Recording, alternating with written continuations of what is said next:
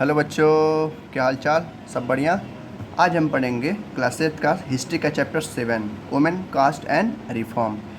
हमने पिछले चैप्टर में जो जो भी चीज़ पढ़ा वो सब मारधाड़ वाला कांड था, जो भी मतलब मैटर वाला कांड था।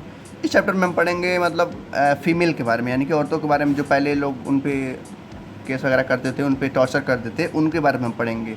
हम जानेंगे कि कैसे पहले औरतों को कोई भी अधिकार नहीं था, यानी कि बाहर तक जाने का अधिकार नहीं था, यहाँ तक उनको पढ़ने का भी अधिकार नहीं था, यहाँ तक कि मंदिर में भी जाने के लिए उनके हस्बैंड साथ आने चाहिए। लेकिन अब क्या होता है, वैसा नहीं होता है, आप खुद सब कुछ कर सकती हैं। तो ये सब हम पढ़ेंगे पिछले चैप्टर में, इस चैप्टर में, कि किस तरीके से पहले के लोग इनको तंग करते थे, ठीक है, और कोई भी अधिकार नहीं देते थे, और कैसे ये धीरे धीरे सुधार हुआ, कैसे कैसे धीरे धीरे ये सब कुछ बदल गया। सब कुछ इस चैप्टर में पढ़ेंगे एक कहानी की तरह। तो आप भी कहानी की तरह बस सुनते जाइएगा, ठीक है।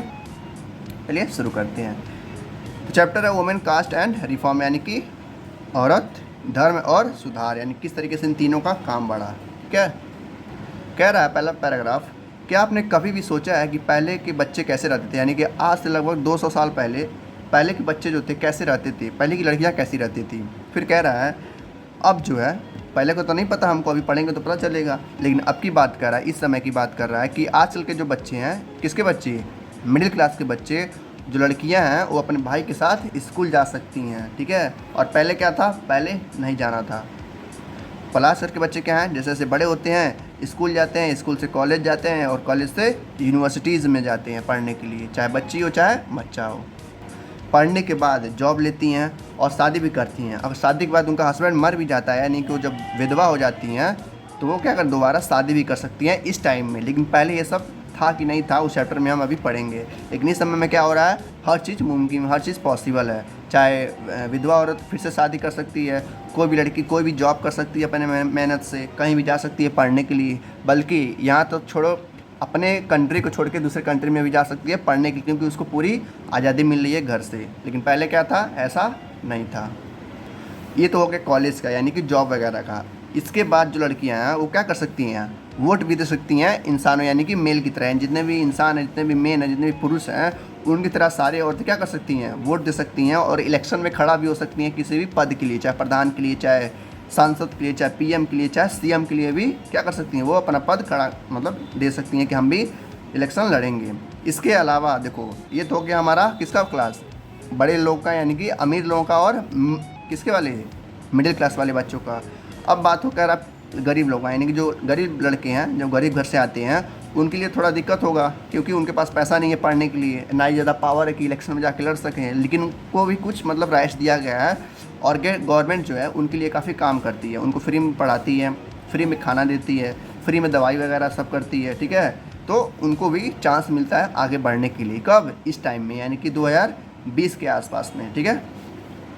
फिर कह रहा है आज से 200 साल पहले ये सब बिल्कुल भी पॉसिबल नहीं था, यहाँ तक कोई सोचता भी नहीं था कि ये सब होगा फ्यूचर में, ठीक है। क्यों, क्योंकि वहाँ की जो सोच थी, यानी कि जो थिंकर थे उसमें, जो सोचने वाले थे, वो सोचते थे कि ये सब गलत, लड़कियों को कहाँ रहना चाहिए, लड़कियों को घर में रहना चाहिए खाना बनाने के लिए, उनको बाहर निकलना ही नहीं चाहिए। तो वही कह रहा है आज से लगभग 200 साल पहले ये सब पूरी तरह से बदला हुआ था, ये बहुत ही ज़्यादा पॉसिबल नहीं था। बहुत सारे बच्चे क्या करते थे पहले ही, यानी कि अभी यंग एज में ही शादी करा दिया जाती थी उनकी, यानी कि जब 12 से 15 साल उनका एज होता था, चाहे बच्चों का चाहे बच्चियों का, उनका शादी करा दिया जाता था, ताकि वो क्या करें, अपने मतलब लाइफ को आगे बढ़ाएं। उनको कोई भी पढ़ने का अधिकार भी नहीं था, ना घूमने का अधिकार था। जो करना था अपने पति के साथ करना था, जो कि 15 से 20 साल के में शादी हो जाता था। दोनों में ही, ऐसा नहीं कि बस हिंदू में ही होता था, दोनों हिंदू और मुस्लिम में भी ये दोनों होता था, ठीक है। बचपन में ही शादी करा दिया जाता था बच्चों का। फिर कह रहा है ये हमारे कंट्री में, यानी कि इंडिया में ही कई सारे भाग में, यानी कि आज से लगभग 200 साल पहले की बात हो रही है, ठीक है। आपका बात होगी, जितनी भी बात करेंगे हम आज से 200 साल पहले की बात करेंगे, ठीक है। कह रहा है कि भारत के कई सारे हिस्सों में जब उसके पति मर जाते थे, यानी कि जब शादी होता था, कोई किसी कारणवश जब उसका पति मर जाता था, तो कहा जाता था कि उस लड़की को कि तुम क्या कर लो, आत्मदहन कर लो, यानी कि आग में जल जाओ, आपने सुसाइड कर लो, मतलब ऐसे लोग कहते थे। हम, मैं नहीं कर रहा, देखो साफ साफ लिखा है यहाँ पर, in some part of the country widow, यानी कि विधवा औरत, were pressed if they choose death, यानी वो मरना चाहती हैं तो जल के क्या कर सकती है, burning themselves as the funeral pyre of their husband, यानी कि अपने हस्बैंड के याद में क्या कर सकती हैं, आत्मदाह कर सकती हैं, यानी कि आग में जाके अपना प्राण दे सकती हैं। फिर कह रहा है कि जो औरत इस तरह से मरती थी, यानी कि विधवा होने के बाद जब आग में जल के मर जाती थी, तो उसको क्या कहा जाता था, सती कहा जाता था। तो हो सकता है एग्ज़ाम में आपके वन वर्ड में या एमसीक्यू में या फिल इन द ब्लैंक्स में भी आ सकता है कि जो पहले की जो लड़कियां होती थी, जो औरत होती थी, जब उनका पति मर जाता था, ठीक है, तो वो आग में कूद जाती थी, उनको क्या कहा जाता था? उनको कहा जाता सती, ठीक है। जैसे पार्वती ने अपने शंकर के लिए कूद गए थे आग में, ठीक है, वो आप कहानी आप बाद में देखेंगे। लेकिन आपने सुना होगा कि जो पार्वती देवी हैं वो आग में कूद गई थी, तो उनको भी सती कहा जाता था। वही नाम इनको भी दिया जाता है, इन लड़कियों को भी, कि अगर उनके पति मरने के बाद अगर आग में कूद जाते हैं तो वो भी सॉरी ये आग में कूद जाती हैं तो इनको भी क्या कहा जाएगा? सती कहा जाएगा। यहाँ तक कि उस समय में, यानी कि आज से लगभग 200 साल पहले, औरतों का कोई अधिकार नहीं था। यानी कि उनके जो जैसे मान लेते हैं एक घर में 2-3 लड़के हैं, ठीक है, लड़कों को पूरी प्रॉपर्टी का हिस्सा माना जाता था, लड़कियों को कोई भी हिस्सा नहीं दिया जाता था। जैसे मान लेते हैं एक घर में 3 लड़के हैं, उनके पिताजी के पास 4 एकड़ खेत है, ठीक है, तो 4 एकड़ के खेत का जो मालिक होगा वो दोनों लड़के होंगे, लड़कियों को कोई भी अधिकार नहीं दिया जाता था प्रॉपर्टी का। तो वही कह रहा है मोस्ट वुमेन हैड, कहाँ गया, women rights to property were also restricted, यानी कि उनको कोई अधिकार नहीं था उस प्रॉपर्टी पे। उस समय में कह रहे हैं कि एजुकेशन का उनका कोई महत्व नहीं था, यानी कि लड़कियों के लिए एजुकेशन था ही नहीं, ठीक है। अब लोग सोचते थे, मतलब उस समय की बात हो रही है कि लोग सोचते थे अगर लड़कियां पढ़ लिख लेंगी, यानी कि जब कॉलेज वगैरह प्राप्त कर लेंगी, उनको ज्ञान हो जाएगा, तो वो क्या हो जाएंगी? बिकम विडो, यानी कि विधवा बन जाएंगी, वो शादी करना नहीं चाहेंगी। मतलब उस समय लोगों का मानना था ऐसा। तो पहले के लोग यही सब मानते थे, लेकिन अब क्या है, पूरी तरह से बदल गया है। फिर कह रहा है इस पैराग्राफ में कि बस पहले की जो बात है वो बस लड़कियों और लड़कों में ही हिस्सेदारी नहीं थी या डिफरेंस नहीं था, जातियों में भी डिफरेंस था। यानी पहले के जो लोग थे वो जातियों में बहुत ज़्यादा विश्वास करते थे, यानी कि जो ब्रह्मास हैं, यानी जो ब्राह्मण हैं और जो क्षत्रिय हैं, ये क्या है, अपर कास्ट के लोग हैं। बाकी जो बसते हैं शूद्रास और उसके नीचे वाले वो लोअर कास्ट के लोग हैं। तो मतलब बहुत ही ज़्यादा क्या था, अनटचेबिलिटी थी। यहाँ के लोग अगर जो लोअर कास्ट के लोग यानी कि जो गरीब लोग हैं, अगर गलती से भी अमीर घर के अंदर भी आ गए तो उनको बहुत ज़्यादा डांटा जाता था, यहाँ तक कि मारा भी जाता था। पहले के मतलब 200 साल पहले की बात हो रही है। अब तो कोई दिक्कत नहीं है, सब लोग बराबर माने जाते हैं, सब लोग इक्वल माने जाते हैं। लेकिन पहले ये नहीं था। ब्राह्मण में, क्षत्रिय में, लोअर कास्ट में जो भी मतलब एसटी वगैरह आते हैं, एससी ओबीसी जनरल जो भी हैं, पहले के टाइम में बहुत ज़्यादा क्या था, अंधविश्वास था कि ये हमारे घर में आ गए तो इनको मतलब अशुभ माना जाएगा, ठीक है। यहाँ तक कि गिलास में पानी भी नहीं भरने देते। जैसे पहले क्या होता था कि लोग कुएँ का पानी पीते थे, ठीक है। तो कोई गरीब घर का है तो उसको मतलब बहुत ज़्यादा प्यास लगी या कहीं पानी की ज़रूरत है उसको, तो भले ही वो प्यासा मर जाता था, लेकिन वो कहीं से उसको कोई पानी नहीं देता था, क्योंकि वो गरीब है, वो अनटचेबल है, यानी कि छुआछूत से लोग बहुत ज़्यादा डरते थे। अनटचेबल यानी कि छुआछूत वाला, ठीक है। तो पहले के मतलब कास्ट को लेकर, धर्म लेकर बहुत ज़्यादा भेदभाव थे। यहाँ तक कि जो अनटचेबल थे, यानी कि जो गरीब लोग थे, अनटचेबल यानी कि गरीब लोग जो छुआछूत वाले हैं, यानी कि जो लोअर कास्ट से आते हैं, उनको मंदिरों में भी नहीं जाने देना। यानी कि उनको जो अगर मान लो उनकी आस्था है, उनको किसी भगवान के या किसी देवता की पूजा भी करनी है, तो मंदिर में जाने ही नहीं दिया जाता था उनको, ठीक है। मंदिर के सीढ़ियों पर से ही उनको भगा दिया जाता था कि तुम अंदर नहीं जा सकते, अगर तुम अंदर जाओगे तो मंदिर क्या हो जाएगा, अपवित्र हो जाएगा, यानी कि अब मतलब कोई भी अंदर नहीं जाएगा, तुम अंदर चले गए। तो इस तरीके से लोग पहले क्या करते, ट्रीट करते थे गरीब लोगों को, लेकिन अब ऐसा नहीं होता है।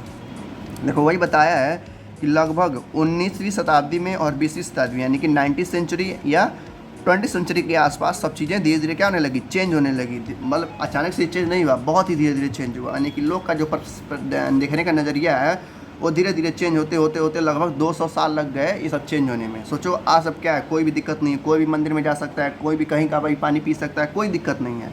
लेकिन पहले ये नहीं था। तो कब हुआ, कितना टाइम लग गया, 200 साल लग गया। यानी कि 19th सेंचुरी 20th सेंचुरी दोनों लग गए इस बात को समझने में कि हम क्या हैं, सारे इंसान हैं, और जो धर्म वगैरह जो कास्ट है इंसान ही बना है, कोई भगवान ने नहीं बनाया इस धर्म को, ठीक है। इस तरीके से सारे लोग अब क्या है, इक्वली हो गए हैं, कोई भी डिफरेंस नहीं है, कोई भी अनटचेबिलिटी नहीं है, सब लोग क्या है, बराबर है, ठीक है। अगला टॉपिक आता है हमारा वर्किंग टुवर्ड चेंज, यानी क्या क्या काम हुए इन चेंज को लाने के लिए। जो अभी हम देख रहे हैं चेंजेस, जो लड़कियों के अंदर जो भी लोअर कास्ट का चेंजेस हुआ है, सब लोग बराबर हो गए हैं, तो इनको चेंज करने में बहुत ज़्यादा मेहनत लगा है। तो क्या क्या चेंजेस हुए हैं देखते हैं। कह रहा है कि पहले के समय में देखो बातचीत का कोई साधन नहीं था, लोग आपस में बातचीत करते थे। पहले के समय में ना रेडियो था, ना न्यूज़पेपर था, ना मैगजीन्स थे, ना बुक्स थे, कुछ नहीं था। लेकिन 19 और 20 सेंचुरी में, यानी कि जब ये ख़त्म हो रहा था धीरे धीरे, तो उसी समय में सब कुछ आया था, यानी कम्युनिकेशन आया था। जैसे कि पहली बार बुक छपा गया था, यानी कि अंग्रेज़ों के द्वारा जो बुक था वो लाया गया था, न्यूज़पेपर लाया गया था अंग्रेज़ों के द्वारा ही, मैगजीन्स लाए गए थे, लीफलेट्स लाए गए थे, पैम्पलेट्स लाए गए थे। सब पेपर होते हैं छोटे छोटे, उसमें न्यूज़ वगैरह होता है, दुनिया की खबरें होती हैं, प्रिंटेड थी ये सब, ठीक है। जिसके वजह से लोग क्या हुए, उस चीज़ों को पढ़ना स्टार्ट किए और उनको धीरे धीरे पता चलता गया यानी कि 100-200 साल लग गए हैं ये पता करने में कि हाँ भाई जो टचेबिलिटी है, जो धर्म कास्ट है, जो लड़कियों में डिफरेंस किया जा रहा है वो क्या है, गलत है। तो इस सब के भी काफ़ी ज़्यादा मददगार हुए हैं सब चेंज होने के लिए। फिर बताया जा रहा है कि जो भी मैगजीन्स है, न्यूज़पेपर है, बुक्स हैं और पैम्पलेट वगैरह हैं, उसमें क्या लिखा जाता था, सोशल के बारे में, यानी कि सामाजिक जो दिक्कतें हैं, जो इश्यूज़ हैं, इशू यानी कि दिक्कत, समाज में जो भी दिक्कत है, क्या दिक्कत थी उस समय, यही डिफरेंस था लड़कियों लड़कों में, लोअर कास्ट अपर कास्ट में, तो इन्हीं के बारे में लोग लिखते थे कि ये सब गलत है। तो लोग पढ़ते गए, उनको समझ आता गया तो 200 साल लग गए। फिर और किसके बारे में लिखा जाता था, पॉलिटिकल के बारे में, यानी कि राजनीतिक के बारे में, इकोनॉमिक के बारे में कि देश दुनिया का हाल क्या है, धर्म के बारे में बताया जाता था कि धर्म जो है, धर्म का मतलब है कि सारे लोग बराबर हैं। तो सब लोग धीरे धीरे लिखते रहे और लोग पढ़ते रहे, इसकी वजह से धीरे धीरे क्या हुआ, बदलाव आया। ठीक है। फिर बताया जा रहा है हमें कि ये सब लिखने के लिए लोग रहते थे। अब कौन लोग रहते थे, उन्हीं में से एक मतलब नाम दिया गया है जिसका नाम क्या है, इंडिया के कौन थे, इंडिया के ये सुधारक थे, यानी कि जो इंडिया को सुधारने का काम कर रहे थे। कौन थे, राजा राम मोहन रॉय। या पिछले चैप्टर्स में या क्लास 6-7 में नाम सुना होगा। चलिए और अच्छे से डिटेल में इनके बारे में जान लेते हैं। कौन थे, राजा राम मोहन रॉय। ये सुधारने का काम करते थे, यानी कि कास्ट को, धर्म को, लड़कियों के बीच में जो डिफरेंस है उनको ये हटाने का काम करते थे, लोगों को बताते थे कि ये सब गलत है। तो देखते हैं इनके बारे में। करा इनका जन्म हुआ था 1772 में, यानी कि लगभग 80 सेंचुरी में। ठीक है। और 1833 में ये क्या हुए, भगवान को प्यारे हो गए, यानी कि इनका डेथ हो गया था। यानी कि ये इनका क्या है, सलीना है, यानी कि इतने साल से इतने साल तक ये रहे। कौन रहे, राजा राम मोहन रॉय, यानी कि RRR मूवी का नाम नहीं है, राजा राम मोहन रॉय, यानी कि RR कौन थे, एक हीरो थे जो उस समय में बदलाव का काम कर रहे थे। उन्होंने एक समाज का फॉर्म किया था, यानी कि एक ग्रुप बनाया था। ठीक है। समाज मतलब ग्रुप ही होता है, पहले के लोग समाज करते थे। ठीक है। तो उन्होंने एक समाज बनाया था जिसका नाम था ब्रह्मो समाज। फिर उस ब्रह्मो समाज का नाम बदल के क्या कर दिया गया, ब्रह्मो समाज कर दिया गया। और ये ब्रह्मो समाज कहाँ पर बना था, कलकत्ता में बना था। ये ब्रह्मो समाज का मतलब क्या था, जो राजा राम मोहन थे, जो RR थे, उन्होंने किस लिए इस समाज को बनाया था, किस लिए इस सभा को बनाया था। देखो बताया जा रहा है कि जो ये RR थे, यानी कि राजा राम मोहन रॉय थे, ये चाहते थे कि लोग बदले। क्यों बदले, क्योंकि लोगों के साथ बहुत ज़्यादा दिक्कतें होती थी। जो गरीब लोग थे, जो लोअर कास्ट के लोग थे, जो लड़कियाँ थी, उनके साथ बहुत ज़्यादा अन्याय होता था। तो यही सब देख के ये लोग क्या करने लगे, सुधारक का काम करने, यानी कि रिफॉर्मर होता है सुधारक, समाज सुधारक। तो समाज सुधार में सबसे ऊपर जिसका नाम है वो इन्हीं का है, राजा राम मोहन रॉय का। क्योंकि इन्होंने सबसे पहले क्या किया था, शुरुआत किया था चेंज लाने का। तो वही कह रहे हैं कि सब चीज़ों को ज़रूरी था समाज में लाना, यानी कि जो सोसाइटी है हमारी उस समय की, यानी 200 साल पहले की, उसमें बदलाव लाना बहुत ज़्यादा ज़रूरी था। ठीक है। क्योंकि उनके साथ जो लोअर कास्ट के लोग हैं, जो लड़कियाँ हैं, उनके साथ बहुत ही ज़्यादा भेदभाव होता था। उनको कि बस जान लो एकदम जेल में बंद करके रखा जाता था उनको। ठीक है। एक नौकर की तरह उनको ट्रीट किया जाता था। तो बदलाव लाना काफ़ी ज़्यादा ज़रूरी था उस समय में। सबसे पहले जो सबसे बड़ा बदलाव था ये इन्होंने लाया था, यानी कि RR जी ने लाया था। कब लाया था, 1782 से, यानी कि 1772 से लेकर 1733 के बीच में कहीं लाया था, डेट नहीं दिया है। और समाज का क्या नाम था, ब्रह्मो समाज। ठीक है। और पहले क्या नाम था उसका, ब्रह्मो सभा नाम था। ये उनका तस्वीर है, यानी कि फ़ोटो है राजा राम मोहन रॉय का, पेंट किया गया, फ़ोटो नहीं खींचा गया, इसको पेंट किया गया किसके द्वारा, रेम्ब्रांड पील के द्वारा 1833 में। ठीक है। तो ये थे राजा राम मोहन रॉय, हमारे बहुत बड़े हीरो जो उस समय में बदलाव लाए थे। यहाँ पर बताया जा रहा है किस तरीके से राजा राम मोहन रॉय ने अपने नॉलेज को, यानी कि अपने ज्ञान को पूरे भारत में बिखेरा था कि जो क्या हो रहा है, डिफरेंस चल रहा है इक्वालिटी को लेकर औरतों के लिए, उसको बदला जाए, उनको आज़ादी दिया जाए। उन्होंने लिखा कि जो औरतें के ऊपर जो बर्डन है, यानी कि बोझ है, वो किस चीज़ का बोझ है, उनको डाला जा रहा है, जबरदस्त थोपा जा रहा है डोमेस्टिक वर्क का, यानी कि जो औरतें थी उन समय की, जो लड़कियां थी, उनके ऊपर जानबूझ के घर का काम थोपा जाता था कि ये उसी में क्या रहे, मग्न रहे, इनके बाहर का काम सोचने का मौका भी ना मिले कि ये बाहर जाएँ। ठीक है। इनको किचन में रखा जाता था दिन रात। ठीक है। सुबह में हो, मॉर्निंग में हो, इवनिंग में, इनको बार बार किचन में ही रखा जाता था। ठीक है। और इनको एजुकेट करने के लिए कोई भी सुविधा नहीं दिया जाता था। लिखा है ना, not allowed to move out and become educated, यानी कि लड़कियों को बाहर जाने का कोई अनुमति ही नहीं थी उस समय में, क्योंकि उनके ऊपर जानबूझ के घर के काम थोपे जाते थे, किचन के काम थोपे जाते थे। उनको बार बार कहा जाता था कि तुम ये काम करो, और पढ़ाई के लिए कोई भी सुविधा नहीं थी उनके लिए।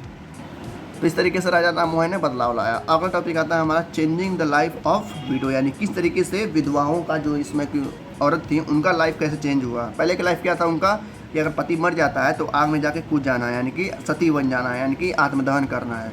लेकिन ये भी कैसे धीरे धीरे चेंज हुआ देखते हैं। राजा राम मोहन को, ठीक है, ये सबसे बड़ी दिक्कतें लगती थी कि क्यों औरतें जो हैं उनको ज़बरदस्ती कहा जाता है कि तुम जाओ आत्मदहन कर लो। उनसे ये बहुत ज़्यादा मतलब जलते थे या उनको गुस्सा लगता था कि उनको ज़बरदस्ती क्या किया जा रहा है, मारा जा रहा है, उनको सुसाइड करने के लिए मजबूर किया जा रहा है।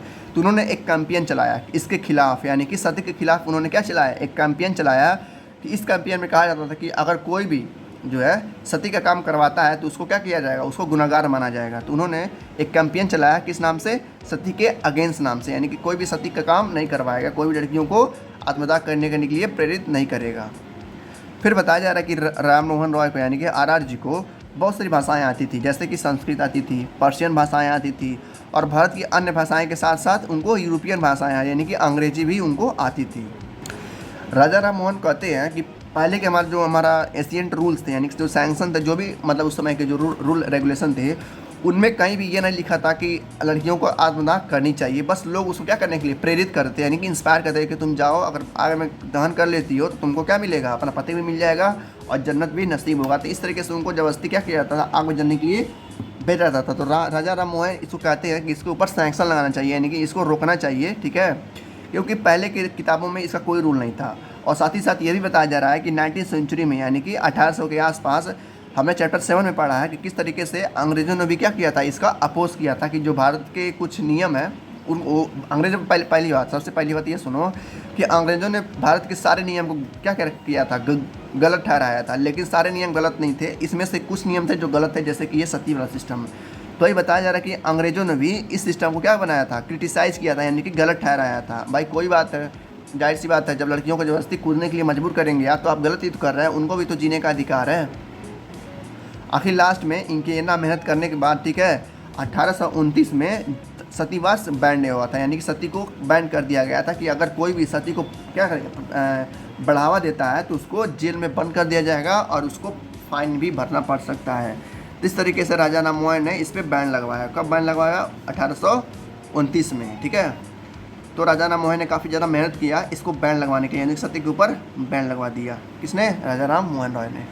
ये पर बताया जा रहा है कि जो राजा राम मोहन थे बहुत ज़्यादा होशियार थे, ठीक है। जब ये बैन लग रहा था, मैंने उसके लगभग साल 2 साल पहले, उन्होंने मतलब जानबूझ के झूठ में या कहा, लोगों से कह रहे थे कि जो भी तुम सती को बढ़ावा देते हो, ये पुराने हम जो हमारे किताबें हैं, जो रामायण है, जो भी महाभारत वगैरह है, इसमें कहीं नहीं लिखा गया है कि सती को बढ़ावा देना चाहिए, तुम लोग पाप कर रहे हो। तो इस तरीके से लोगों को ये बहकाते थे कि मतलब लोग समझें कि हम जो कर रहे हैं वो क्या कर रहे हैं, गलत कर रहे हैं, लड़कियों को आत्मदाह के लिए बढ़ावा नहीं देना चाहिए। तो इस तरीके से राजा राम मोहन उसका भी फ़ायदा उठाते थे, जिसकी वजह से ये आखिरकार में 1829 में जाके सती क्या हुआ था, बैन हुआ था, यानी ख़त्म हुआ था।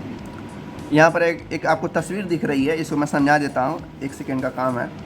देखो, उसी समय में जब ये राजा राम मोहन रॉय थे तो उस समय में एक फेस्टिवल आता था, एक त्यौहार आता था हिंदुओं का, जो भी था भारत के लोग का त्यौहार था, जिसका नाम था हुक स्विंगिंग फेस्टिवल। क्या नाम था, हुक स्विंगिंग फेस्टिवल। जैसा इसका नाम है उसी तरह से इसका फेस्टिवल भी है। हुक मतलब अपने आप को बांध लेना रस्सी से, और स्विंग करना, स्विंग यानी कि तैरना हवा में। इस तरीके से लोग अपने आप को बांध लेते थे। जब ये फेस्टिवल आता था साल भर में एक बार, तो लोग अपने आप को बांध लेते थे और एक तरफ क्या होता था, दूसरा इंसान आता था जो पकड़ के खींचता था उसको नीचे, और आपस में क्या कर देते, लोग स्विंग कर देते थे ऐसे हवा में। तो ये फेस्टिवल होता था। इस तरीके से बताया जा रहा है कि ये फेस्टिवल भी क्या हुआ, अंडर अटैक हो गया। यानी अंग्रेज़ों ने जब देखा इस फेस्टिवल को तो क्या करने लगे, क्रिटिसाइज़ करने लगे कि ये सारा बेकार फेस्टिवल है, इस पर अटैक कर दो। तो लोगों ने क्या किया, अंग्रेज़ों ने इस पर अटैक कर दिया। आखिरकार बाद में तो ये रिचुअल्स क्या हुए, बंद हो गए। आप लोग कहीं नहीं सुनते होंगे कि इस तरीके से कोई मेला वगैरह या फेस्टिवल वगैरह लगता होगा, क्योंकि अंग्रेज़ों ने उस समय में क्या कर दिया था, इसको बैन कर दिया गया था, ठीक है। अब आते हैं हमारे दूसरे हीरो। कौन थे ये, हमारे दूसरे हीरो थे जिसका नाम था ईश्वरचंद विद्यासागर। ये सॉरी, इनका फ़ोटो नहीं है, कहीं फ़ोटो अलग दिया होगा, यहाँ पर है इनका फ़ोटो, दिख रहा है ना, ये है हमारे ईश्वरचंद विद्यासागर। इन्होंने भी बहुत बड़ा काम किया था। देखते हैं, ये कहते थे कि जितने भी औरतें जो हैं विधवा हैं, यानी कि जिनके पति मर गए हैं, उनको सती न करके, यानी कि 1829 में ही राजा राम मोहन ने उसको बैन करवा दिया था। तो जब ये आए ईश्वरचंद विद्यासागर, इन्होंने कहा भाई ठीक है, वो राजा राम मोहन ने अच्छा काम किया है, क्योंकि अब उनको मरना नहीं पड़ रहा है। भाई अब मरना ही तो उनको जीना भी तो है। तो इन्होंने कहा, ईश्वरचंद विद्यासागर ने जी ने, कि आज से जितनी भी औरतें हैं, यानी कि 1856 से जितने भी विधवा औरतें हैं, जितने भी विडो औरत हैं, वो दोबारा शादी कर सकती है, उनको कोई नहीं रोकेगा। और ये क्या की है, गवर्नमेंट ऑफिशियल्स यानी कि जो उसमें ब्रिटिश राज था या जो अंग्रेज़ थे, उनसे भी ये क्या करिए, परमिशन ले लिए कि आप क्या करिए, एक लॉ को पास करिए और उस लॉ में बताइए भारत के लोगों को कि जो भी विधवा औरतें हैं, जो भी विडो औरतें हैं, वो दोबारा शादी कर सकती हैं। तो इस तरीके से विद्यासागर ने ये उनको हक दिलवाया कि जो भी विधवा औरत है, अगर वो चाहें तो दोबारा शादी कर सकती है, उनको कोई नहीं रोकेगा। और कोई रोकता है तो वो जाके कंप्लेन कर सकती हैं, और जैसे ही कंप्लेन करेंगी अंग्रेज उठा के उसको जेल में बंद कर देंगे जो उसको रोक रहा होगा। ठीक है, इस तरीके से ने ये भी बहुत बड़े क्या थे, एक बहुत बड़े सुधारक थे, एक रिफॉर्मर थे। तो इनका नाम दिया गया है ईश्वरचंद विद्यासागर। ठीक है, 1856 में ये विडो लॉ आया गया था, किसके द्वारा, ब्रिटिश के द्वारा। तो ये कह रहा है a law was passed in 1856 permitting window remarriage, यानी कि विधवा औरत को दोबारा शादी करने के लिए एक मंजूरी मिल गई थी, किससे, उस समय के सरकार से। और किसने दिलवाया था, विद्यासागर जी ने। और फिर कह रहा कुछ लोग थे जो इसको पसंद नहीं करते थे। भाई जाहिर सी बात है, जो लोग लड़कियों को जलाना चाहते थे, यानी कि जो मरने के बाद, उनके पति के मरने के बाद चाहते थे कि उनकी पत्नी क्या हो जाए, मर जाए। ठीक है, वो लोग कैसे कर सकते हैं कि लड़कियों को दोबारा शादी करना चाहिए, तो वो लोग इनको पसंद नहीं करते थे, जिसकी वजह से वो लोग क्या करते थे, इनको अपोज करते थे, इनको भला बुरा करते थे और इनको बायकॉट करते थे, यानी कि इनकी बातें नहीं सुनते थे। फिर भी क्या हुआ, ये सब बदलता चला गया। आखिर लास्ट में 200 सालों बाद ये पूरी तरह से काम में हो गया कि जो भी विधवा औरत है इस समय में, यानी कि 2022-23 में दोबारा क्या तिबारा शादी कर सकती है, यानी कि 3 बार 4 बार शादी कर सकती है। ठीक है, तो ये किसने बहुत बड़ा इनका नाम हो गया, इसलिए ईश्वरचंद विद्यासागर जी का।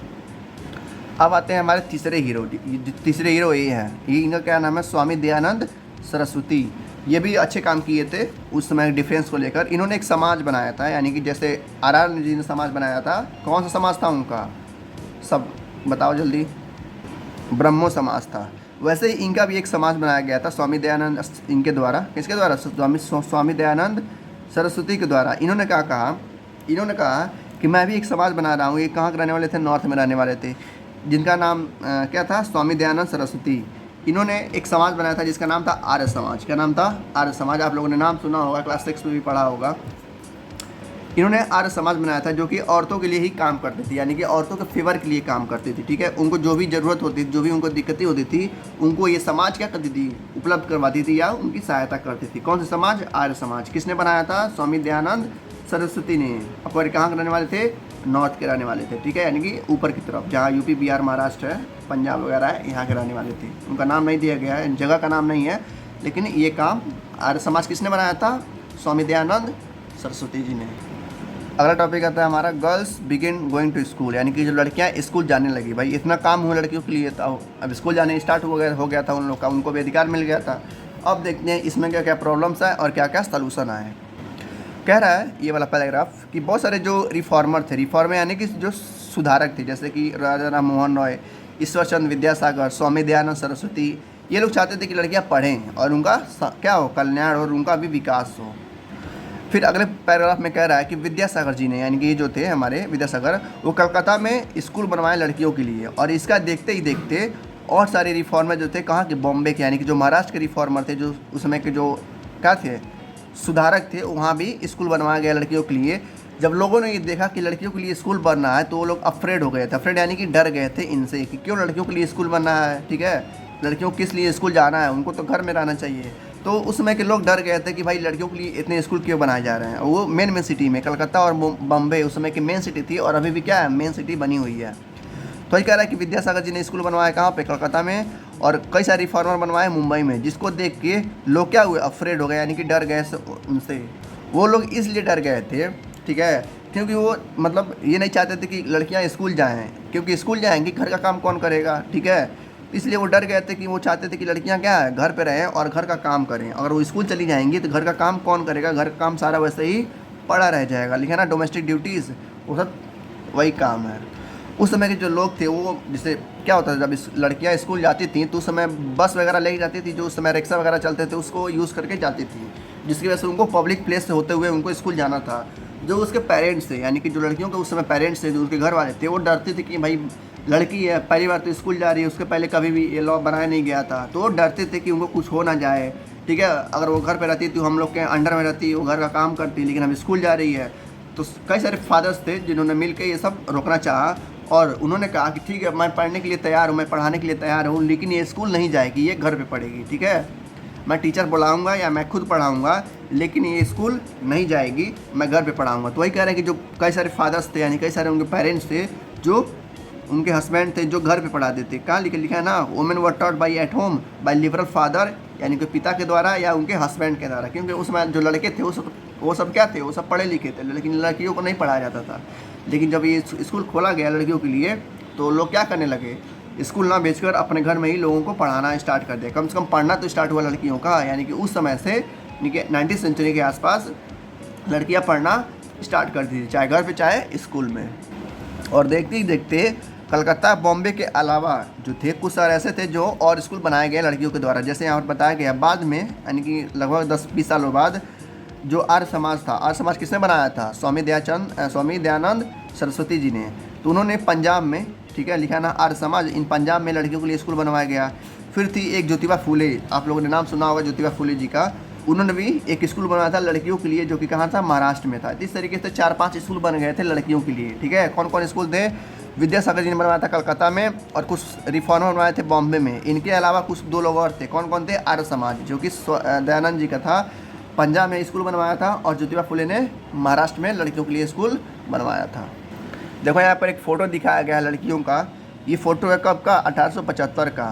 ये बस एक ऐसा कॉलेज का फ़ोटो है जहाँ पर बस लड़कियाँ थीं, जिसका नाम है इंस्टीट्यूट ऑफ हिंदू महाविद्यालय, महिला महाविद्यालय, यानी कि बस एक महाविद्यालय था, एक बहुत बड़ा कॉलेज था जिसको लड़कियों के लिए बनवाया गया था। तो वहीं का ये फ़ोटो दिखाया गया है इस फोटो में। फिर कह रहा है जब ये मतलब पूरी तरह से जब खुल गया, कोई जगह स्कूल खुल गया, तो अब बात करते हैं नॉर्थ में, यानी कि उत्तरी की तरफ, जहाँ यूपी बिहार है। फिर कह रहा है कि वहाँ के जो मुस्लिम्स हैं, ठीक है, जो अरबिक लोग हैं, जो मुस्लिम्स लोग हैं, उनको कहा जाता है कुरान पढ़ने के लिए। यानी कि जो कुरान होता है ना, जैसे हिंदू में होता है गीता, ठीक है, और धर्म में होता है बाइबल, तो वैसे ही मुस्लिम में होता है कुरान, ठीक है। तो जो समय की लड़कियाँ थी चाहती थी कि वो क्या पढ़ें, कुरान पढ़ें और समझें अपने धर्म के बारे में। इस तरीके से लोगों को कहा जाता था कि अपने जो का संस्कृति है, जो उनका धर्म है, उनके बारे में पढ़ें और जानें। इस तरीके से लड़कियों को बढ़ावा दिया जाता था अपने धर्म के बारे में, अपने ज्ञान के बारे में, अपने संस्कृति के बारे में पढ़ने के लिए, ठीक है। तो लड़कियों का पढ़ना अब स्टार्ट हो गया था, और पढ़ते पढ़ते अब यहाँ तक आ गया कि लड़कियाँ क्या बन गई हैं, IAS PCS बन गई हैं, यहाँ तक कि PM भी बन चुकी हैं। कौन, कमेंट में बनाइएगा, एक बार कमेंट करके ज़रूर बताइएगा। अगला टॉपिक आता है हमारा वुमेन राइट अबाउट वुमेन, कि कुछ औरतें औरतों के बारे में लिखती थी। जैसे मान लो कुछ औरतें बहुत ज़्यादा क्या करती थी, शिक्षित हो जाती थी। तो जो औरतें शिक्षित नहीं हो पाती थी, यानी कि जो औरतें पढ़ लिख नहीं पाती थी, उनके बारे में ये औरतें लिखती थी। किस तरीके से, जो मेरे साथ की रहने वाली थी, वो बेचारी पढ़ नहीं पाई, ठीक है। तो वही हमको देखना है, एक शॉर्ट सा देख लेते हैं पैराग्राफ कि क्या कहता है। यहाँ पर बताया जा रहा है एक वोमेन, एक कौन औरत थी, एक तो पहली बात तो डेट लिख लो, 20वीं सेंचुरी की शुरुआती में, यानी कि 1900 के जब 1900 शुरुआत हुआ था, उसी के आरंभ में ही एक मुस्लिम औरत थी जिसका नाम था बेगम। कहाँ की, भोपाल की, ठीक है, जो मध्य प्रदेश का जो कैपिटल है भोपाल, वहीं की एक बेगम थी, ठीक है। उन्होंने लड़कियों के लिए काफ़ी ज़्यादा काम किया। क्या काम किया, उन्होंने लड़कियों के लिए स्कूल खुलवाया था अपने राज्य में, कि ताकि जो भी लड़कियाँ हैं वहाँ की, वो उस कॉलेज में आके पढ़ सकें। इस तरीके से जो बेगम थी भोपाल की, वो कॉलेज खुलवाई थी। और इनके साथ ही साथ एक और लड़की थी जो ये काम किया था, उनका नाम था क्या, बेगम रुकैया, ठीक है। बेगम रुकैया ने भी एक शहाकत हुसैन नाम से स्कूल खुलवाया था मुस्लिम लड़कियों के लिए। कहाँ पे, पटना और कलकत्ता में। इस तरीके से ये 2 लोग, यानी कि बेगम भोपाल, ठीक है, अलीगढ़ में स्कूल खुलवाई थी, और बेगम रुकैया जो कि शेखावत हुसैन स्कूल खुलवाई थी। कहाँ पे, कलकत्ता और पटना में। इस तरीके से 2 लड़कियाँ मिलकर 3 स्कूल खुलवाई थी। कहाँ पर, कलकत्ता, पटना और अलीगढ़ में, लड़कियों के लिए, ताकि लड़कियाँ फिर क्या कर सकें, पढ़ सकें। कौन सी लड़कियाँ, मुस्लिम लड़कियाँ, ठीक है। तो आप लोग इन दोनों का नाम याद रखेंगे अच्छी तरह से, कौन थे, बेगम भोपाल और बेगम रुकैया। ये एग्ज़ाम में आ सकता है। और ये भी आ सकता है कि कहाँ खुलवाया था स्कूल, अलीगढ़ में, और बेगम रुकैया ने पटना और कलकत्ता में। फिर कहानी बढ़ती आगे। ये कहानी है फिर से 1880 की, यानी कि 1888 की बात है। कह रहा है कि उसमें लड़कियाँ काफ़ी ज़्यादा शिक्षित हो सकी थी। उसमें से कुछ डॉक्टर भी बन गई थी, कुछ टीचर भी बन गई थी, और कुछ और जगह पे भी काम करने लगी थी। तो वही बताया जा रहा है किस तरीके से कुछ औरतें क्या गई, डॉक्टर बन गई, टीचर बन गई, यहाँ तक कुछ औरतें क्या बन गई, राइटर भी बन गई। लोगों के बारे में लिखने लगी थी कि ये लोग ऐसे ऐसे होते हैं, हमारे जो भी मतलब लड़कियाँ मतलब शिक्षित हो चुकी थी और जॉब वगैरह करने लगी थी। कब, 80s में। वैसे ही एक औरत हैं जो क्या है, ताराबाई शिंदे हैं, इनका नाम याद रखिएगा, बहुत फेमस लेडी हैं। क्या है, ताराबाई शिंदे हैं, एक औरत हैं जो अपने घर में पढ़ाई की थी, यानी कि बाहर स्कूल नहीं गई थी, इनको घर वालों ने स्कूल नहीं भेजा था, लेकिन घर पे ही पूरी जो शिक्षा है पढ़ाई दी थी। ठीक है, 1 से लेकर 12 तक, और जो भी शिक्षा रहा है एजुकेटेड वाला, सब घर पे पढ़ी हैं, बाहर स्कूल नहीं गई हैं। कौन? ताराबाई शिंदे। तो नाम याद रखिएगा, ताराबाई शिंदे। उन्होंने एक मतलब घर पे पढ़ते पढ़ते उन्होंने एक किताब लिखा है जिसका नाम है स्त्री पुरुष सुंतला, यानी कि स्त्री यानी कि औरत और पुरुष यानी कि मेल के बीच में तुलना कर रहे थे। तो उसी पे उन्होंने क्या लिखा है, एक किताब लिखा है स्त्री पुरुष तुलना। ठीक है, तो यहाँ प्रकार इसका मतलब हुआ a comparison between women and main, यानी कि औरतों और पुरुष के बीच में इन्होंने कंपैरिजन किया। किसने? ताराबाई शिंदे ने। Criticising the social difference between men and women, और क्रिटिसाइज भी किया है, यानी कि ये भी बताया है कि मेन और वुमेन में क्या डिफरेंस था उस समय में, क्या मेन को क्यों मतलब पुरुष को क्यों ज़्यादा है ना फेवर किया जाता था औरतों के मुकाबले में। तो ये सब बातें उन्होंने अपनी किताब स्त्री पुरुष तुलना में लिखा है। किसने लिखा है? ताराबाई शिंदे ने। और कहाँ पढ़ाई की इन्होंने? घर पर पढ़ाई की थी। फिर एक और औरतें आती हैं जिसका नाम था पंडिता रामाबाई। ठीक है, ये इनका फ़ोटो दिया गया है, उनका फ़ोटो नहीं है, ताराबाई शिंदे का फ़ोटो नहीं है, लेकिन इनका फ़ोटो है पंडित रामाबाई का। इनका भी नाम आप लोग याद रखेंगे। क्या नाम है इनका? पंडित रामाबाई। इनको पंडिता नहीं कहा जाता है, इंग्लिश में जब पढ़ेंगे तो ए साइलेंट रहता है। तो पंडित रामाबाई ये भी एक बहुत बड़ी स्कॉलर थी। किसमें? संस्कृत में, यानी कि इन्होंने संस्कृत में क्या किया था? ग्रेजुएशन लिया था कहीं किसी कॉलेज से। तो उन्होंने हिंदू के बारे में, यानी कि हिंदू जो लड़कियां थी उनके बारे में लिखा था, किस तरीके से हिंदू लड़कियां उनके ऊपर मतलब घर के ऊपर बहुत ज़्यादा बोझ थी, उनको काम नहीं करने दिया जाता था, काम में यानी कि पढ़ने नहीं दिया जाता था, घर में ही रख के उनको सारा काम, कपड़ा धोना, खाना बनाना, ठीक है, शादी करके अपने घर चले आना। तो इस तरीके से बताती हैं कि हिंदू लड़कियां भी काफ़ी ज़्यादा क्या की दिक्कतें उन्होंने सहा है। किसने बताया था? पंडित रामाबाई ने उन्हें। और एक स्कॉलर थी, किस सब्जेक्ट में स्कॉलर थी? संस्कृत में। तो वही क्या कह रहा है कि उन्होंने हिंदुज़म को लेकर, यानी कि जो हिंदू की लड़कियां हैं उनके ऊपर किताब लिखा है, किस तरीके से अपर कास्ट में उनके साथ या लोअर कास्ट में भी क्या होता था, उनके साथ भेदभाव होता था। फिर कह रहा है कि पंडित रामाबाई ने यहाँ तक कि एक विडो के लिए घर भी बनवाया था, एक विडो नहीं मतलब एक आश्रम बनवाया था जहाँ कई सारी विधवा औरत रहती थी, जो वही रहती थी जो अपने हस्बैंड के द्वारा मतलब भेजा जाता था, या उनके हस्बैंड उनको मारते थे, या उनके हस्बैंड उनके घर से भगा दिए जाते थे, तो वो विधवा औरत आके उस आश्रम में रहती थी। किसने बनवाया था? रामाबाई ने, यानी कि पंडित रामाबाई ने। लिखा है ना, कहाँ था वो? पुणे में था। सी फाउंडेड अ विडो होम, यानी कि विधवा औरत के लिए उन्होंने घर बनवाया था पुणे में। ठीक है, ताकि वहाँ पे जो विधवा औरत हैं जो इधर उधर घूम रही हैं बेचारी आके वहाँ रहें और अपना जीवन आगे बढ़ाएं। फिर कह रहा है कि आप 19वीं सेंचुरी ख़त्म होते होते, यानी कि 1800 ख़त्म हो रहा था, यानी कि 1900 अब चलने जा रहा था, 19वीं सेंचुरी ख़त्म होते होते, ठीक है, कह रहा है कि जितने भी पहले के लोग क्या थे, पहले बस पुरुष ही जो मतलब ऐसे पुरुष थे जो लड़कियों को आगे बढ़ाना चाहते थे, लेकिन 19वीं सेंचुरी के ख़त्म होते होते लड़कियां भी आ गई थी इस दौड़ में।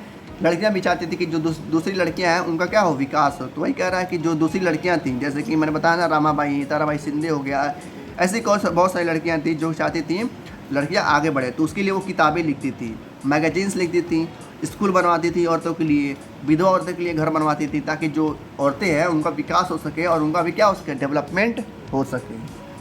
फिर कह रहा है कि इन 20वीं सेंचुरी में, यानी कि 19वीं शताब्दी अब ख़त्म हो चुकी है, अब बात हो रही है 20वीं सेंचुरी की। कह रहा है 20वीं सेंचुरी में कुछ बहुत बड़े हीरो आए, यानी कि बहुत बड़े हीरो आए, यानी कि लीडर आए। इनका नाम था जवाहरलाल नेहरू और सुभाष चंद्र बोस। इनको तो आप लोग जानते ही होंगे। सुभाष चंद्र कौन थे? पहले प्राइम मिनिस्टर थे, और सुभाष चंद्र बोस क्या थे? बहुत बड़े लीडर थे हमारे देश के। ठीक है, तो वही कह रहा है कि ये दोनों लोग भी क्या करते थे, सपोर्ट करते थे इक्वालिटी को, यानी कि ये भी चाहते थे कि पूरी जो भारत है, जो पूरे भारत के लोग और यहाँ की जो औरतें हैं वो क्या हों, इक्वल हों, कोई भी डिफरेंस ना हो, कोई भी जात का डिफरेंस ना हो, कोई भी किसी भी कास्ट का डिफरेंस ना हो। तो ये दो लोग काफ़ी काम किए इनको लेकर। ये लोग चाहते थे कि पूरा फ्रीडम हो, यानी पूरी आज़ादी हो औरतों के लिए, उनको भी क्या दिया जाए, अधिकार दिया जाए वोट देने का, स्कूल जाने का, कोई भी चीज़ करने का। तो इस तरीके से ये जवाहरलाल नेहरू और सुभाष चंद्र बोस भी इनके लिए क्या ये काम किए, इक्वालिटी के लिए काम किए, इनके फ्रीडम के लिए काम किए। इक्वालिटी यानी कि इनके अधिकार के लिए और इनके बराबरता के लिए, यानी कि पुरुष और मेन को बराबर माना जाए, और आज़ादी के लिए भी इन्होंने काम किया इन दोनों लोगों ने। अगर टॉपिक आता है हमारा कास्ट एंड सोशल रिफॉर्म, उसके पहले एक थोड़ा सा यहाँ पर ओवरव्यू दिया गया है। ठीक है, एक रिव्यू दिया गया है लॉ अगेंस्ट चाइल्ड मैरिज, यानी कि जब पहले आपको पता ही है, ठीक है, जब पहले क्या था होता था 200 साल पहले जो बच्चे थे उनकी शादी करा दी जाती थी। यहाँ पर फोटो दिया गया है, देखो बच्चों की क्या हो रही है, शादी करा दी जा रही है। तो इसको रोकने के लिए जो भी लड़कियां थीं, जो भी उस समय के रिफॉर्मर्स थे, यानी कि मेल पुरुष दोनों मिल के आपस में इसको बंद करवाना चाहते थे। वो चाहते थे कि भाई शादी हो, लेकिन जब ये बड़े हो जाएं, यानी कि जब ये एडल्ट हो जाएं तब। तो आखिर ये लोग लड़ते लड़ते लड़ते लड़ते कहाँ पहुँच गए, 1929 में पहुँच गए। कब? 1929 में, यानी कि 20वीं सेंचुरी में पहुँच गए। तब जाके एक नया लॉ आया, एक नया कानून आया, जिससे जहाँ पर बताया गया कि चाइल्ड मैरिज क्या है, रिस्ट्रिक्ट है, और कोई भी ऐसा करता पाया गया तो उसको पनिश किया जाएगा, उसको जेल में भेज दिया जाएगा। और कोई भी शादी करवाता है बच्चों का जो कि 18 साल से या 16 साल से कम हो, यानी कि मैन के लिए 18 साल होना निश्चित है, यानी कि अगर इंसान, यानी कि जो मेल है, जो पुरुष है, 18 साल से कम है, अगर शादी करा रहे हैं उसकी, तो आप गलती कर रहे हैं, यानी कि ये इलीगल बना बताया गया। और लड़कियों के लिए 16 साल।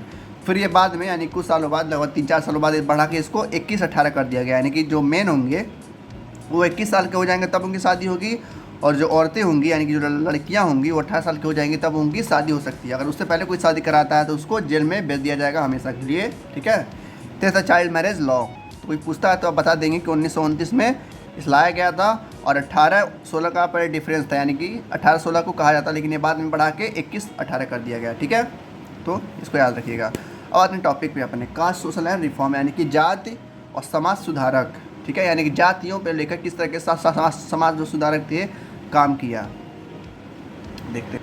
इस पैराग्राफ में बताया गया कई सारे रिफॉर्मर थे, कई सारे समाज सुधारक थे जो इस पे काम किए थे, कास्ट पे भी। यानी कि अभी तो काम किस पे हो रहा था, लड़कियों पे पढ़ाने की, लड़कियों पे शादियों की, लड़कियों के अधिकार के लिए। अब बात होगी कास्ट पे, यानी कि जाति पे लेकर, धर्म को लेकर, ठीक है। कह रहा उस समय भी कुछ थे अच्छे अच्छे युवा थे, जैसे कि राजा राम मोहन रॉय। इसमें भी क्या हुए थे, अपना कुछ इन्वेस्ट किया था, टाइम करने का। टाइम इन्वेस्ट करने का मतलब है कि इन्होंने इसमें भी, यानी कि धर्म को लेकर भी, यानी कास्ट को लेकर भी इन्होंने काम किया था। इन्होंने कहा था कि बुद्धिस्ट कहते हैं, यानी कि जो लॉर्ड बुद्धा है हमारे, वो कहते हैं कि देखो कोई भी धर्म ऊंचा नीचा नहीं है, सब धर्म क्या है, भाई सबका धर्म बड़ा है, सबका कास्ट भी ठीक ठाक है, अपने कास्ट के हिसाब सब लोग ठीक है। लेकिन बुद्ध भगवान कहते हैं कि ये सब गलत बात है, ठीक है।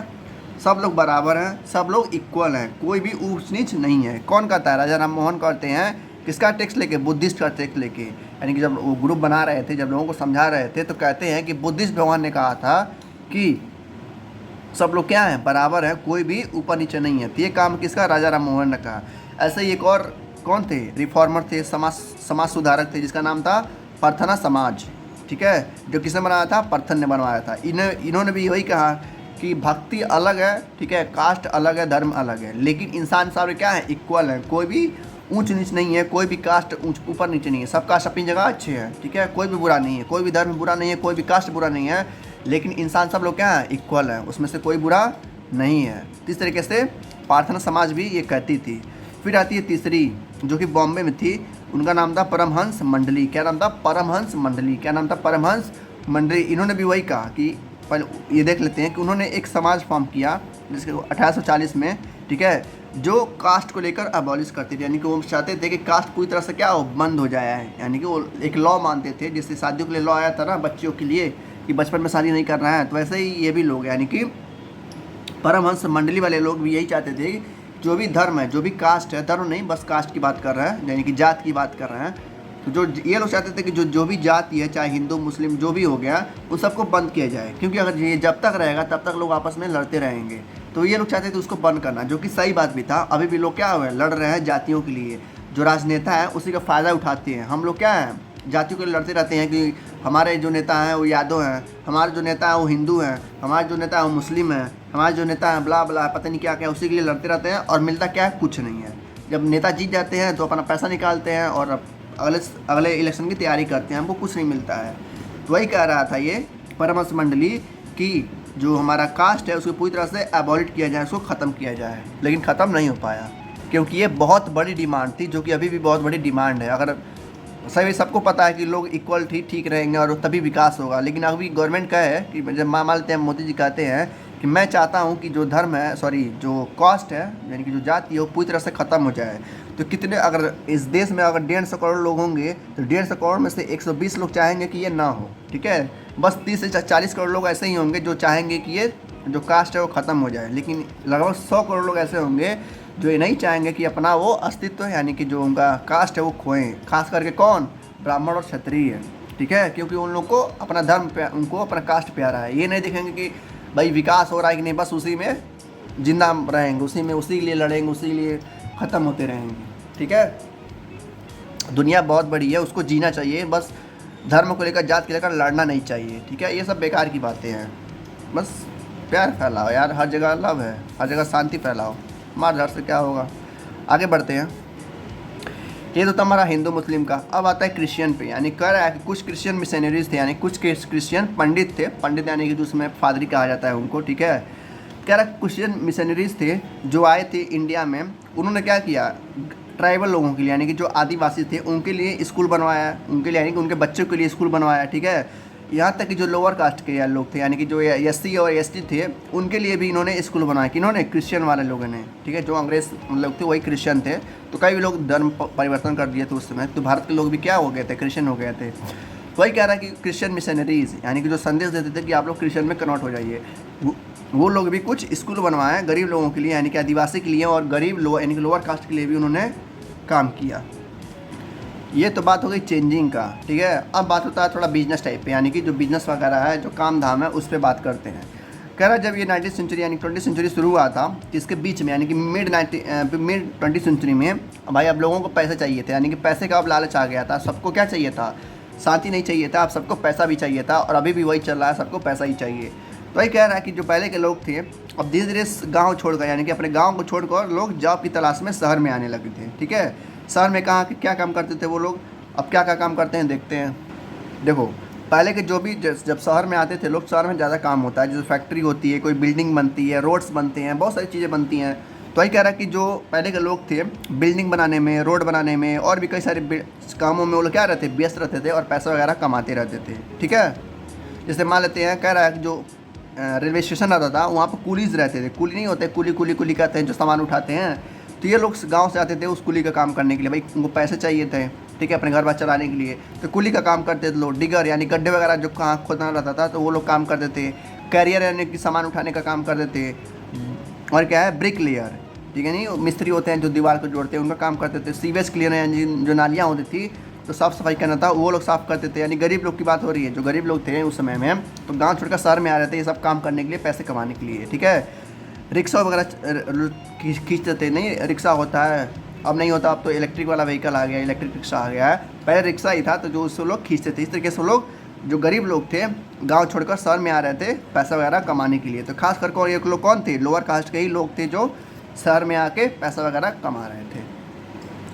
कह रहा है उसमें से कुछ लोग, यानी कि कुछ लोग मतलब अदर गांव के लोग, भाई इंडिया तो इतना छोटा है नहीं, इंडिया बहुत बड़ा है, तो ये कह रहा है कि अलग अलग गांव के लोग और भी कामों में जाते थे, जैसे कि असम में जाते थे काम करने के लिए, और क्या है मॉरिटस में जाते थे, त्रिनद में जाते थे, इंडोनेशिया तक जाते, यानी कि इंडिया को छोड़कर दूसरे देश में भी चले जाते थे काम करने के लिए, कुछ पैसे कमाने के लिए, ताकि उनका घर क्या हो, अच्छे से फल फूल सके।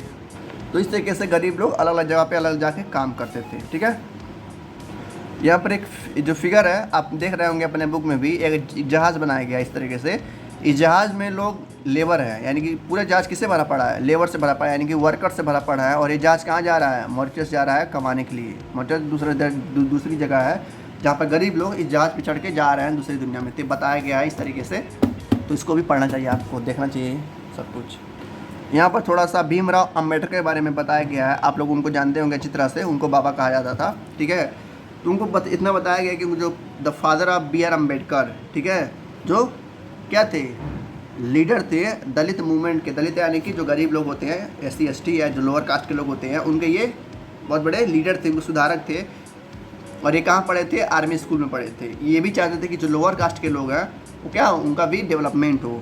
अभी हमने देखा क्या क्या देखा चैप्टर में अभी तक, लड़कियों के बारे में डेवलपमेंट देखा कि लोग कैसे लड़कियों को लेकर समाज में अच्छी अच्छी बातें फैला रहे थे कि लड़कियों को भी पढ़ना चाहिए। फिर बात हुआ उनका मैरिज का, फिर बात हुआ उनके शादी को लेकर, फिर बात हुआ पुरुषों को लेकर किस तरीके से वो लोग काम ढूंढ रहे थे। ठीक है, अब देखते हैं गुलामगिरी। गुलामगिरी क्या है, एक छोटा सा स्टोरी है ज्योतिबा फूले पे, यानी ज्योतिबा फूले पे। अभी हम देख रहे ना कि इन्होंने लड़कियों के लिए 2 स्कूल बनवाए थे, पटना और कहाँ पे बनवाया था पीछे, तो वही उनके नाम पे पढ़ना है। कह रहा है ये इनका जन्म हुआ था 1827 में लोअर कास्ट में। ठीक है, Jyotiba Phule was born in 1827। इन्होंने जो किस स्कूल में पढ़ा, ध्यान सुनिएगा, मैंने बताया था अभी जस्ट पीछे कि जो क्रिश्चियन थे वो क्या कर रहे थे, आदिवासी के लिए और गरीब बच्चे के लिए स्कूल बनवा रहे थे। तो ये उसी स्कूल में पढ़े थे, कौन, ज्योतिबा फुले राव, यानी कि जो ज्योतिबा राव फुले थे तो उसी स्कूल में पढ़े थे। तो वही लिखा है यहाँ पर कि इन्होंने पढ़ाई की क्रिश्चियन मिशनरी के स्कूल में। जब ये बड़े हुए तो इनका खुद का आइडिया बना। क्या आइडिया बना,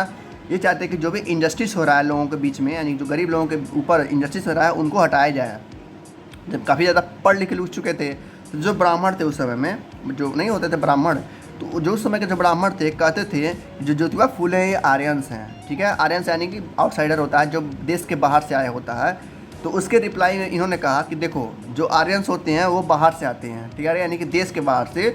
मैं देश के अंदर पैदा हुआ हूँ और इसी के लिए मैं जीऊँगा और मरूँगा और इसके विकास के लिए मैं काम करूँगा। तो इस तरीके से उन्होंने रिप्लाई दिया, जिसकी वजह से क्या हुए, ब्राह्मण शांत हो गए कुछ टाइम के लिए। शांत यानी कुछ उनको अपोज करना बंद कर दिया था, ठीक है। इनका मानना था ज्योतिबा राव फुले जी का कि जो अपर कास्ट है, जैसे ब्राह्मण क्षत्रिय जो हो गए, उनके पास काफ़ी ज़्यादा ज़मीनें हैं और जो लोअर कास्ट उनके पास ज़मीनें नहीं हैं, जिसके वजह से इनको भी क्या दिया जाए, छूट दिया जाए, ताकि लोअर कास्ट भी आगे बढ़ सके, ये भी क्या कर सके, अपने ज़मीन खरीद के अपने खेती कर सके और इनको भी कोई दिक्कत ना हो। तो मतलब ज्योतिबा राव फुले पूरी तरह से लड़कियों और गरीब लोगों के सपोर्ट में काम किया, ठीक है। तो बस यही बताना चाह रहा था ये पैराग्राफ। फिर अगला पॉइंट और आता है, कह रहा 1873 में, कब, 1873 में ज्योतिबा राव फुले ने एक किताब लिखा। मतलब ये ज्योतिबा राव फुले ने इन्होंने एक किताब लिखा। उस किताब का नाम दिया गुलामगिरी, जो हम पढ़ रहे हैं अभी, लिखा है ना ऊपर गुलामगिरी। तो इन्होंने किताब लिखा था ज्योतिबा राव फुले जी ने। उसमें क्या लिखा था, पहली बात तो ये समझ लो गुलामगिरी का मतलब क्या है। गुलामगिरी का मतलब होता है स्लेवरी। स्लेवरी यानी कि गुलाम, यानी कि नौकर, ठीक है। तो उसी के बारे में इन्होंने लिखा था, कितना ने, ज्योतिबा राव फुले ने। उन्होंने यानी किताब लिखने से ठीक 10 साल बाद वर्ल्ड वार हुआ था, यानी कि अमेरिका में वर्ल्ड वार हुआ था, जिसकी वजह से क्या हुआ, जितने भी स्लेवरी थे अमेरिका में वो क्या हुए, आज़ाद हो गए थे। तो उसी को लेकर फुले जी राव ने डेडिकेट किया था कि जिस तरह से अमेरिका में गरीब लोग मिल के अधिकार के लिए लड़े हैं, वर्ल्ड वार हुआ है, उसी तरह से हम भी क्या कर सकते हैं, मिल के लड़ सकते हैं अपने हक के लिए। तो ज्योतिबा राव फुले क्या कर रहे थे, लोगों को एक तरह से प्रोत्साहित कर रहे थे कि आप भी चाहें तो अपना अधिकार ले सकते हैं, जिस तरह का अमेरिका में लिया गया है वर्ल्ड वार के जरिए, ठीक है। तो इस तरीके से अपने किताब में यानी गुलामगिरी में स्लेवरी का मतलब समझाया और बताया किससे इससे छुटकारा पा सकते हैं। कैसे छुटकारा पा सकते हैं, लड़के, जब तक लड़ेंगे नहीं तब तक मिलेगा नहीं है जस्टिस। इन्होंने उस बुक में बताया कि जैसे इंडिया में लोअर कास्ट के लोग क्या हैं, स्लेवरी यानी कि गुलाम हैं, वैसे ही अमेरिका में भी ब्लैक लोग, यानी कि अमेरिका में गोरे लोग होते हैं, सबको पता है गोरे गोरे लोग होते हैं, लेकिन वहाँ पे कुछ ब्लैक लोग थे, यानी काले काले लोग थे। उसको मानी अमेरिका में ब्लैक लोगों को लोअर कास्ट माना जाता है, छुआछूत माना जाता था कि ये जो लोग ब्लैक लोग होते हैं वो क्या होते हैं, गरीब होते हैं और बहुत ही मतलब बेकार किस्म के लोग होते हैं, अमेरिका का मानना था। ठीक वही काम इंडिया में भी होता था, यानी कि जो बड़े लोग थे, यानी जो अपर कास्ट के लोग थे, लोअर कास्ट के लोगों को ऐसे ही समझते थे। तो उन्होंने वही एग्जाम्पल सेट किया था उस बुक में गुलामगिरी में कि जैसे अमेरिका में ब्लैक लोग क्या हुए, लड़के आज़ादी पा लिए, वैसे ही हम भी लोग लोअर कास्ट के लोग एक साथ मिल के आज़ादी पा सकते हैं इंडिया में। जब ये चले गए, यानी कि जब ये चले गए, ठीक है, तो इनके जो किताब हुआ बहुत ज़्यादा फेमस हुआ। फेमस यानी कि जो गरीब लोग थे, जो लोअर कास्ट के लोग, वो लोग ज़्यादा थे, जो अपर कास्ट के लोग थे उनकी संख्या कम थी। तो जो लोअर कास्ट के लोग थे उनमें दो बताया गया कि दो बड़े बड़े क्या हैं, लीडर आए जो इनकी किताब को, जो इनके रूल्स को फॉलो किए थे, जिनका नाम था डॉक्टर B.R. अम्बेडकर। अब सब लोगों ने जानते होंगे इनको, ठीक है, सब लोग जानते हैं ना। Doctor B.R. अम्बेडकर उनके किताब को फॉलो किए, कहाँ पर, वेस्टर्न इंडिया में। और साथ ही साथ एक और बहुत बड़े क्या थे, लीडर थे, जिसका नाम था E.V. रामास्वामी नायकर, जो कि साउथ में इनकी किताब को फॉलो किए थे और क्या किया था, सबको अधिकार दिलवाया था, जो अभी भी अधिकार उनको मिला है। तो इस तरीके से ज्योतिबा राव फुले जी का जो रूल्स थे उनको फॉलो करके डॉक्टर B.R. अम्बेडकर और E.V. रामास्वामी जी ने साउथ और नॉर्थ में पूरी तरह से गरीब लोगों को अधिकार दिलवाया था। अब आता है हु कुड टेम्पल, यानी कि हु कुड इंटर टेम्पल्स। जो अगला टॉपिक हमारा ये है कि कौन कौन मंदिर में जा सकता है। पहले क्या था, गरीब लोगों को मंदिर में नहीं जाया जा सकता था। अब इसके लिए क्या हुआ, थोड़ा सा मूवमेंट चला, थोड़ा सा लड़ाई चली, जिसकी वजह से गरीब लोग भी अब मंदिर में जा सकते हैं। तो देखते हैं, पढ़ते हैं, थोड़ा जानते हैं। यहाँ पर बात करता है डॉक्टर B.R. अम्बेडकर के बारे में, ठीक है, ध्यान से सुनिएगा, बहुत अच्छा कहानी है। कह रहा है कि जो अम्बेडकर जी थे उनका जन्म हुआ था महर फैमिली में। महर फैमिली यानी कि छोटे फैमिली में, यानी कि लोअर कास्ट में, ठीक है। उन्होंने बहुत ज़्यादा एक्सपीरियंस लिया था कास्ट को लेकर, जात को लेकर बहुत ज़्यादा उनको प्रिजडिस किया था, उनको परेशान किया गया था। सबसे ज़्यादा परेशान हुए थे वो स्कूल में। जब स्कूल जाते थे तो उसमें बहुत ज़्यादा उनको परेशान किया जाता था कि तुम गरीब हो, तुम क्लास में नहीं बैठ सकते, तुम बाहर बैठो, तुम क्लास में बैठ ही नहीं सकते। यहाँ तक कि उनको पानी भी नहीं पीने दिया जाता था स्कूल का। कहते थे लोग, जो अपर कास्ट के बच्चे भी उस स्कूल में पढ़ते थे, तो जो अपर कास्ट के बच्चे थे, ठीक है, वो कहते थे कि तुम घर से पानी लाओ, तुम यहाँ पर पानी नहीं पी सकते, क्योंकि अगर तुम यहाँ पानी पीते हो, जो नल है वो क्या हो जाएगा, छूआछूत हो जाएगा, यानी कि तुम्हारा स्पर्श में हो जाएगा, उसमें बैक्टीरिया फैल जाएंगे। तो इस तरीके से उनके साथ क्या होता था, अनबिहेवियर किया जाता था अपर कास्ट के द्वारा। ठीक है, सब बताया जा रहा है इस कहानी में। देखो लिखा ना, in school he was force to sit outside the classroom. उनको क्लासरूम से बाहर बैठाया जाता था और ना ही पानी पिया जाता था उस स्कूल का। ठीक है, जब वो इंटर तक पढ़ लिए भारत में किसी तरह से, तो वो कहाँ चले गए, अमेरिका चले गए पढ़ने के लिए, हायर स्टडीज यानी कि वकालत की पढ़ाई पढ़ने के लिए कहाँ चले गए, यूएस पढ़ने चले गए, यानी कि अमेरिका चले गए। और पढ़ाई करने के बाद ठीक 1919 में वो भारत वापस आए। ठीक है, कब आए थे, 1919 में। उन्होंने बहुत ही मतलब अपर कास्ट के बारे में लिखा था, किस तरीके से अपर कास्ट जो है लोअर कास्ट के ऊपर काफ़ी ज़्यादा अधिकार जमाती है, उनको कोई भी काम करने नहीं देती है, जिसकी वजह से लोगों ने उनके विचारों को पढ़ा और उसको फॉलो भी किया, जिसकी वजह से धीरे धीरे क्या हुआ, गरीब लोगों को भी अधिकार मिलने लगा। फिर बात करता है 1927 में, यानी कि 1919 में वो भारत वापस आए थे, और ठीक 8 साल बाद, यानी कि 8 या 9 साल बाद 1927 ने कहा कि मतलब डॉक्टर बी आर अम्बेडकर ने कहा कि आज के बाद, यानी कि 1927 के बाद जब चाहे लोअर कास्ट के लोग मंदिर में जा सकते हैं। जब ये अलाउ हुआ, यानी कि जब इसको माना गया कि ठीक है, यानी कि जो सरकार थी उस समय की, ठीक है, जो अंग्रेज़ थे, जब ये ठीक है उन्होंने कहा कि ठीक है जा सकते हैं, तो जो ब्राह्मण के लोग थे वो बहुत ज़्यादा परेशान हो गए। भाई जाहिर सी बात है, जब उनको चूँकि ना छुआछूत का बीमारी थी, तो वो एकदम कहते हैं ना विचलित हो गए थे, एकदम तिलमिला गए थे कि अब करे क्या। ठीक है, क्योंकि अंग्रेज़ सबसे बड़ी पुलिस थी, अंग्रेज़ से लोग डरते थे कहीं वो लोग मार ना दे, तो ब्राह्मण तिलमिला गए थे उस समय। ठीक है, तो बताया जा रहा है कि जब दलित मंदिर में घुसते थे अपना भक्ति करने के लिए, तो जितने भी ब्राह्मण पृष्ठ रहते, जितने भी पंडित रहते थे, वो बाहर रहते थे मंदिर से जानबूझ के, ताकि जब तक दलित अंदर हैं तब तक ये लोग बाहर रहते थे। जब दलित पूजा करके घर चले जाते तब ये लोग क्या करते थे, अंदर जाते थे, फिर अपना पूजा पाठ करते थे।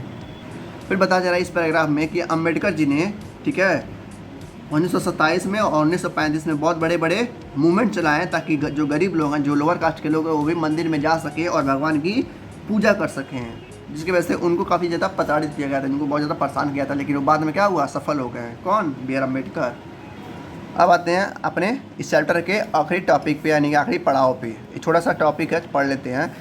टॉपिक का नाम है द नॉन ब्राह्मण मूवमेंट। ठीक है, अभी हमने देखा कि 2 लोग थे, डॉक्टर बी आर अम्बेडकर थे और ए वी रामास्वामी नायकर थे, जो कि साउथ में अपना अधिकार को जमा रहे थे, यानी कि लोअर कास्ट के लिए लड़ रहे थे। यही थे हमारे रामास्वामी। ठीक है, जब ये मतलब काम करना शुरू किए, तब ब्राह्मणों ने कहा कि ये भी क्या है, आर्यन है। आर्यन यानी कि ये बाहर से आए हैं और अपने साथ कई सारे इन्वेडर्स को लाए हैं, जिसकी वजह से हम लोग को दिक्कत हो रहा है, ब्राह्मण ने कह रहे थे उस समय, क्योंकि ये लोअर कास्ट के लिए काम कर रहे थे। तो ब्राह्मण इनको कहते थे कि ये आर्यंस हैं, ये बाहर से आए हैं इन्वेड करने के लिए। ठीक है, इनको लोग दोषी ठहरा देते कि ये बाहर से आए हैं। तो ये भी वही काम किए हैं, मतलब ये भी कहते थे कि मैं अपने देश का हूँ, मैं अपने देश में पैदा हुआ हूँ, मिडिल क्लास में पैदा हुआ हूँ, और इस देश के लिए मैं क्या करूँगा, लड़ूंगा।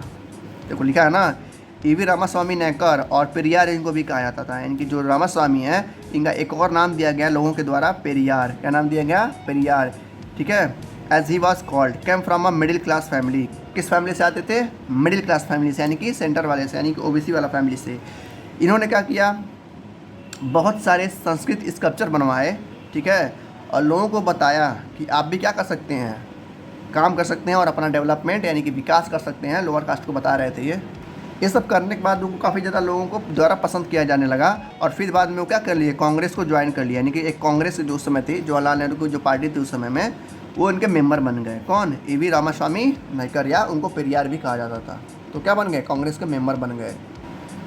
तो फिर बाद में जब ये कांग्रेस ज्वाइन कर लेते हैं, तो वहाँ भी इनको मतलब एक उसी तरह से इनको क्या किया जाता, ट्रीट किया जाता था कि ये भी क्या है, लोअर कास्ट के हैं, तो थोड़ा दूर पे इनको बैठाया जाता था।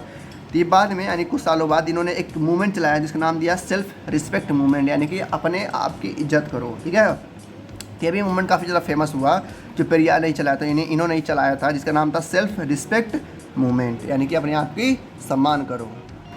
इनका मानना था, यानी कि रामास्वामी का मानना था कि जो भी हिंदू के स्कल्पचर हैं, यानी कि जो भी हिंदू के देवता देवी हैं, ठीक है, भगवत गीता है, रामायण है, ये यही मेन कारण है जिसकी वजह से क्या हो रहे हैं, जो अपर कास्ट के लोग हैं वो लोअर कास्ट पे राज कर रहे हैं और लोअर कास्ट को आगे बढ़ने नहीं दे रहे हैं। इनका मानना था, पेरियार का मानना था। लिखा है ना, Periyar was out spoken critic of Hindu sculpture. ठीक है, courts of Manu and lawgiver of Bhagavad Gita and Ramayana. He said, and these texts had been used to establish the authority of Brahman over lower caste. उनका मानना था कि इसी 3-4 वजह से क्या हो रहा है, ब्राह्मण जो ओवर कास्ट के लोग हैं लोअर कास्ट पे अधिकार जमा के बैठे हैं।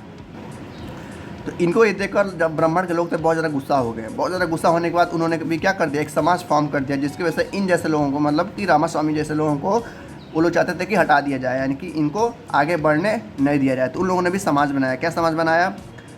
सनातन धर्म सभा, यानी कि सनातन धर्म सभा, यानी कि ऐसा ग्रुप होगा जिसमें बस हिंदू लोग रहेंगे और अपर कास्ट के लोग रहेंगे। क्या नाम था?